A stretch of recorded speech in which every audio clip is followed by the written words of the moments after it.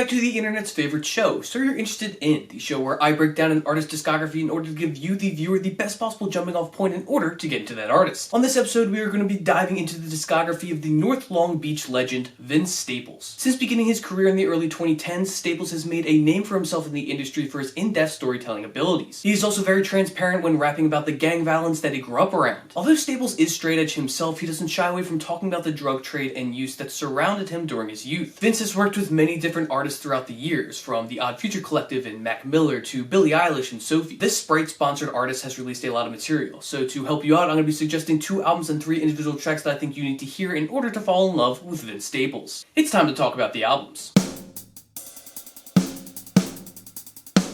The album that you should start off with when diving into Vince Staples is his 2015 debut LP, Summertime '06. To me, Summertime '06 is one of the best modern-day reimaginations of what West Coast hip-hop was at its peak in the 90s. Driven by crime, drugs, and violence, this record is dark and nihilistic in its nature, allowing Staples to write and rap some damn interesting verses. The first track that stands out is the hit North North. This is one of the best songs for new listeners for various reasons, but mainly because it sums up Vince so well. He so clearly has swagger in his delivery, even though he's rapping about the pains of growing up in such a tough place. Not to mention the hook slaps. Señorita featuring Future is one of the more upbeat tracks on this project. While the lyrics still revolve around gang life, the beat is still lively enough to pull your focus away from the cold sentiment of the verses. Not to mention, Future's hook is the perfect spice that the song needs. Surf featuring Kilo Quiche is the complete opposite, being one of the realest cuts on Summertime. Vince comes for the jugular, attacking the systematic poverty cycle that exists in inner cities across the world. Comparing it to Waves on the Beach, he brings up drug use, teen pregnancy, and the general indifference that the black community faces every day. It's an important song for new listeners because you'll quickly gain a perspective on Staples' politics, which plays a huge role in loving his music. Summertime '06 is a beefy 20-song double LP, but it is still a must-listen for incoming fans. The next record to listen to has to be 2017's Big Fish Theory. Staples takes this project in a different sonic direction with the help of various producers that add flares of house, electronic, and even industrial times. A song like 745 relies on cascading bass synths and shimmering background strings, resulting in a semi-serious G-funk/techno mix. Vince raps about driving in his BMW 745i and the woman that he's going to be picking up later that night. Next up, Yeah Right is the true banger off of Big Fish Theory. Produced by Flume and Sophie, the instrumental is bursting with heavy bass and sharp percussion. Kendrick Lamar's feature takes this song in a completely different direction, derailing it in the best way possible, only for the beat to eventually come back and assume form. Right before the record comes to a close, there is Bag Back. Vince turns back to his old style of West Coast rapping, while once again the backbone of the beat relies on the tendencies of experimental hip-hop. It is one of the hardest hitting on this project. Big Fish Theory is a rock-solid release that certainly strays off the beaten path that Staples was seemingly on, but does so in a way that will be great for new listeners. As always, it's time to move to the tracks.